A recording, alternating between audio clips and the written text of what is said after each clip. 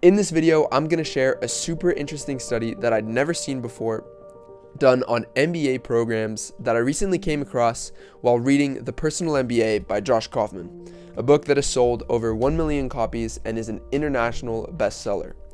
In this video, you're also going to get the 3 main problems with MBA programs with a bonus at the end, which is a study that will probably convince you that actually, I'm going to let you find that out for yourself. Do CEOs with MBAs perform better than CEOs without MBAs?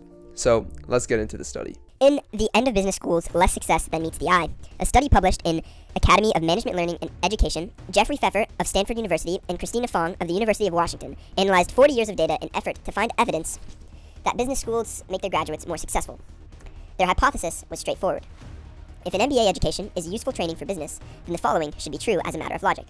Having an MBA degree should, other things being equal, be related to various measures of career success and attainment, such as salary, and if what someone learns in business school helps that person be better prepared for the business world and more competent in that domain.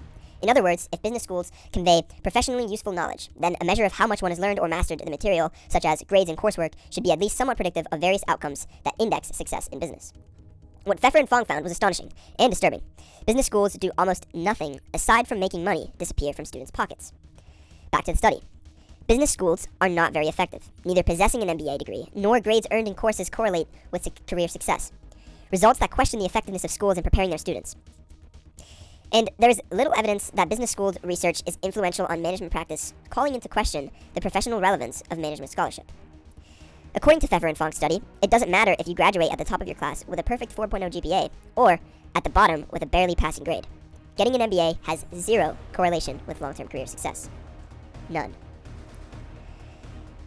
There is scant evidence that the MBA credential, particularly from non-elite schools or the grades earned in business courses, a measure of the mastery of the material, are related to either salary or the attainment of higher level positions in organizations.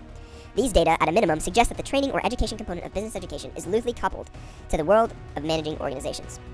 Now, that's super tough to hear if you've already spent a huge amount of money on an MBA, and for those of you who have, I really hope that it's working out for you and that it's helped you. And for those of you who haven't, it'll hopefully help you make the choice on whether you should or whether you shouldn't. And as a quick side note, I want to share one of Josh Kaufman's opinions quickly. I have nothing against people who work in business schools. By and large, business school professors and administrators are lovely people who try their best and want to see their students succeed. That's Josh's opinion. Now, I'm going to share the 3 problems that most MBA programs have. MBA programs, however, have 3 major systemic issues. 1. MBA programs have become so expensive you must mortgage your life to pay the price of admission. 2. MBA programs teach many worthless, outdated, even outright damaging concepts and practices. 3. MBA programs won't guarantee you a high-paying job, let alone make you a skilled manager or leader with a shot at the executive suite. Obviously, there is way more to those points. I'm kind of just skipping around to keep it short for the video, and comment down below if you want me to go more into this topic. Now for the bonus study. The MBA myth and the cult of the CEO. Dan Rasmussen and Hwanan Lee shared their research into the effect of MBA credentials on the individual and company performance of more than 8,500 CEOs. Here's how they described one of their primary research interests. Do CEO characteristics predict stock market performance? Do CEOs with MBAs perform better than CEOs without MBAs? Do CEOs with MBAs from the best MBA programs outperform other CEOs? Do CEOs who work at the top consulting firms and investment banks outperform other CEOs? More broadly, are the best and brightest better at running companies? Here's the conclusion of Rasmussen and Lee's study. We found no statistically significant advantage despite testing every possible school with a reasonable sample size. MBA programs simply do not produce CEOs who are better at running companies. If performance is measured by stock price return, the actual CEO performance results line up very closely with what we would expect to see by chance. How much longer will investors and boards be fooled by randomness and hollow credentialism? There you go.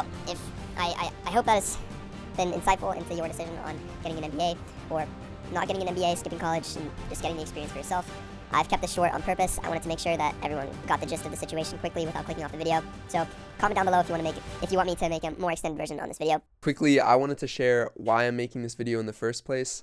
So I'm a senior in high school, and I've recently been faced with the decision of going to college or not going to college. Right now, as you can tell, I'm leaning towards not going to college, but my family is super traditional, so pretty much every night at dinner we argue over whether I should go to college or not.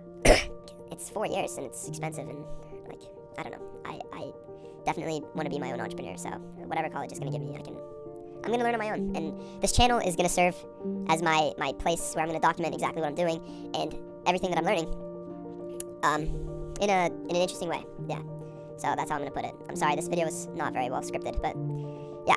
So subscribe and comment if you want more videos like this. I'm going to be experimenting with a ton of different kinds of videos.